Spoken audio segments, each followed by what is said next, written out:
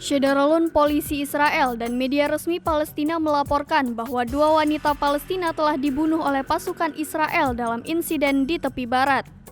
Kekerasan meningkat setelah serangkaian serangan yang mematikan di Israel.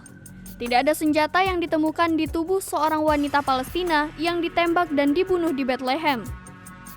Militer Israel mengklaim bahwa wanita itu mengabaikan seruan tentara dan peringatan tembakan untuk berhenti berlari ke arah mereka.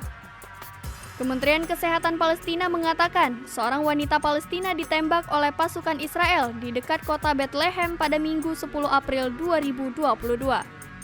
Dikutip dari Al Jazeera, korban diidentifikasi sebagai Gada Ibrahim Sabatin, seorang janda ibu dari 6 anak. Wanita berusia 40-an itu meninggal setelah dia mengalami robekan arteri dan kehilangan banyak darah.